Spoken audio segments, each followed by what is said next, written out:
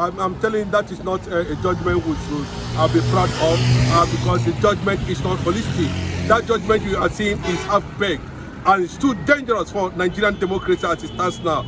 We cannot be celebrating that kind of Supreme Court judgment that is not holistic.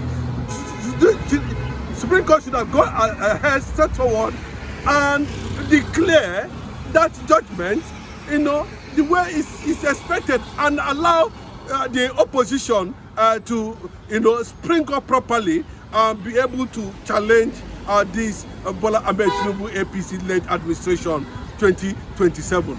But the interpretation of that law, of that judgment, and the implication of it means that a particular faction has been recognized, and a particular faction was not recognized. Then the faction that is being recognized now is expected to carry out an internal restructuring without the presence of any high court or of appeal court.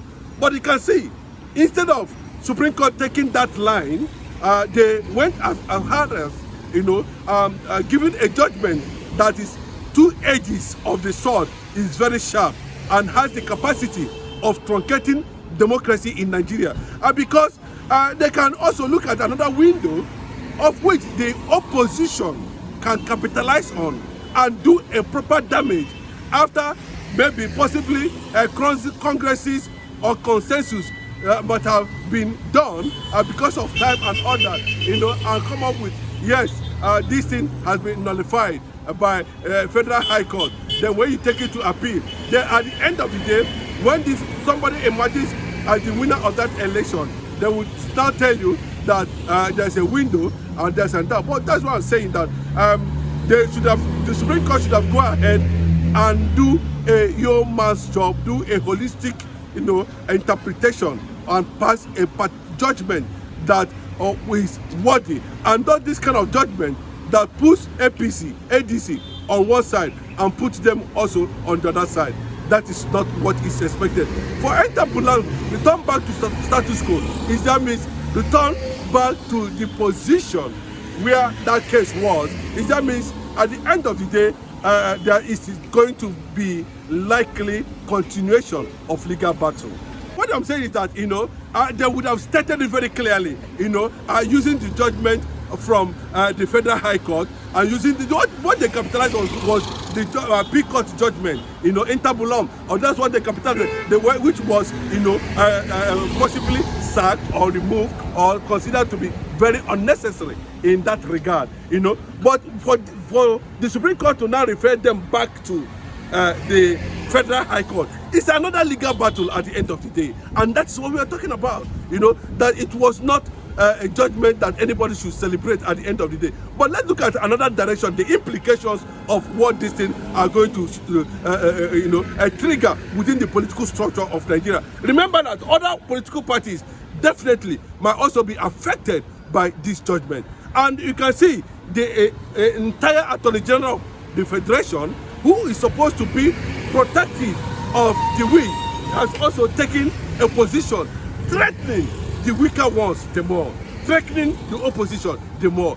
My prayer is that Bola Ahmed Tinubu might likely trigger a revolution or a chaos or uncertainty that will not see him return back to 2027 election, and that might not see the opposition find their way to rule Nigeria again, and possibly leading to possible disintegration of Nigeria. And of course, it looks like Bola Ahmed Tinubu is actually tired because he is quite, for some time now, he has become very unpresidential with his statement. This is the first time in Nigeria I'm seeing a president coming out to tell the whole world that he is a stubborn politician.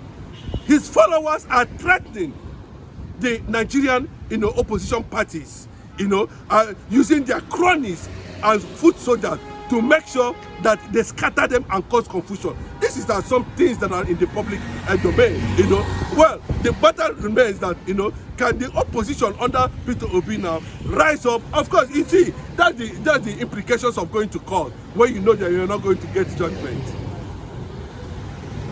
I can tell you that. That is, go to court. You see, when the judiciary has been commercialized, when an independent electoral commission in Nigeria is seen to be biased. Is it not the same INEC chairman that capitalized on the provision on the judgment of appeal court and sacked the entire leadership of APC? Bola Ahmed Tinubu is in for something serious, and I can tell you that. I'm not talking about, yes, people might not see it in that direction, but there's a grand plan to destroy the resources of the Biafran land. It is based on that resources now they are using to finance themselves, finance the political structure, and finance whatever loan they're having. I can tell you, in the next 100 years, they are using resources from the Biafran land to collect collateral, to service their extravagancy. And that is the picture.